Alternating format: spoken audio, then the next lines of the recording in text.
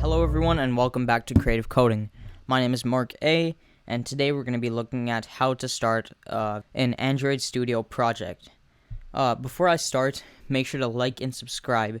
It would help me a lot. So let's get into it. So basically, Android Studio, if you're wondering, is an app development like text editor where you can create apps. You can create apps with like Kotlin and such. And I'll be making some more tutorials over time on Android Studio. But today's tutorial is going to be basically just a very basic for beginners on how to start a new project and basically almost where everything is. So first things first, you're going to have to download Android Studio, and I'll put a link in the description to download that. But once you have it, I have it right here, just double tap on it and open it. As you can see, it's bouncing around for me, so once I get it, it'll open it like this. And first things first, we're going to start a new Android Studio project. Don't worry about these right now, but just press on Start a New Android Studio Project. So this is usually how you're going to create a new project. The moment you get to these screens, they're going to give you a bunch of different stuff, like Wear OS, TV, automotive, Android things. You're just going to go to Phone and Tablet. You're going to click on Empty Activity, because we don't want any of these. And we're going to click on Next. Once we click on Next, we're going to just change the application name to whatever we want. So I can change it to I'll change it to Creative Coding. And then this is very important. So you're not going to have this mark. You're just going to have com.creativecoding, but make sure to put something there. So I'm going to put com.mark, because that's my name, Mark. That's my name, don't wear it out. And I'm going to save it somewhere. I'm going to keep the language as Kotlin, but I'm not. This tutorial isn't going to be strictly a Kotlin tutorial, but I'm going to be coming out with some of those later. So that's basically all we need to do, and now I say finish. So now it's creating the app, and here is basically it's loading the project, and let me show you where everything is. So basically, this is the main stuff. This is the Kotlin file, and this is the XML file. So probably in the next video, I'll be coming out with a basic Android Studio UI tutorial. But in this tutorial, I'm just showing you where everything is, just so you can get used to it and so you know where everything is when you need it. So basically, once you need to download this thing called Haxim, which is in it, and with Haxim you can get these APIs, which you can get emulators. So as you can see, once you get your emulator, where everything is basically, here is a very important thing. Here is your API or your emulator, and I'm going to click on it, and I can see which devices I have, or actually, on the Avd Manager. And so as you can see, I have this downloaded device. If you don't have any, don't worry, just download some. So if I say create a virtual device, I can pick from any of these. I do not recommend downloading a very old phone like a Nexus. I recommend downloading a Pixel 2 or a Pixel 3a XL. So right now I'm actually just going to download this. And if I click next, I can, a system image must be selected to continue. So I'm not going to download this, but I will download, let's just say, hopefully this will work. So if it works with my API level, which is 28, I can click on Next, and portrait or landscape. Usually you do portrait, you can choose landscape, but I would recommend portrait. And I'll say finish. And as you can see, now I have the Pixel 3 API 28. So that's pretty cool, and I can toggle between the virtual devices on which one I want to run my emulator on. And basically, this is very important because if you ever want to test your app, you can test it out on any of those emulators.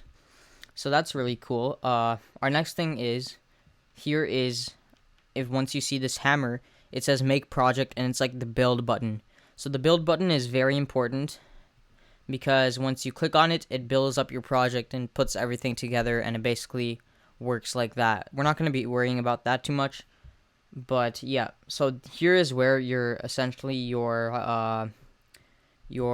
notifications will be showing up, and you probably won't have any of these, but I do right now. I'm just going to close on it. Our logcat, so if you're ever working with databases or anything like that, you can You can connect it. There's verbose. You can do rejects in here. A very powerful tool. And you have your terminal here. I don't really use the terminal in this IDE that much, but it's still there. So basically now we're going to get into the very important stuff, which is the palette and basically where you have your app. So here we have our app. Here is our main screen. And if we want to write some code for it in our XML file, we can go to split. And as you can see, here is all our code for it. So like, for example, I can add code from the text, or I can even add it from the design. So if you ever want to split between code and design, you can go to split. But if you ever want to add something from the actual UI, you can go to design and you can add it from there. So you can, as you can see, there's like button. You can drag and drop just like that, something like that, right? You can constrain it. All this is going to be very important, and I'm going to be talking about this in the next few videos. And so, yeah, basically once you click on the button, here is where everything will show up, like the constraints. You can change the background, all that cool stuff that we'll be worrying about later. And basically also, now we're going to flip over to the left side. Here we have the Android, and basically that's what I call it. I called it wrong, I'm pretty sure. But basically we have all where our app, everything about our app is here. So like our styles.xml is in values. It's all very organized. Like here are our main colors. You can add colors here. That's going to be in a tutorial soon. All this stuff is a very, very powerful, right? All this goes into making an app. So yeah, so that's basically where a bunch of stuff is. And if you ever want to run your emulator, I actually forgot about this, here is the run button. So if you ever want to run your app, so I'll actually run my app right now. So I'm going to click on run app. And so it's running the app, two processes running. And as you can see, the emulator opens up, and it's going to take actually some time. But once it starts running, it's going to be fine. So we can place it wherever we want. If we just hold down, I'm just going to keep it here for convenience sake. But yeah, that's basically it. So we're going to wait for I'm going to wait for this to open up, and then I'm going to close it. I'm going to prove to you that it works, because it does. Here we have debug button, basically all this stuff that's really important, and I'll be going into the really good stuff, which is basically a basic tutorial on the app UIs and stuff. That's going to be in the next few videos.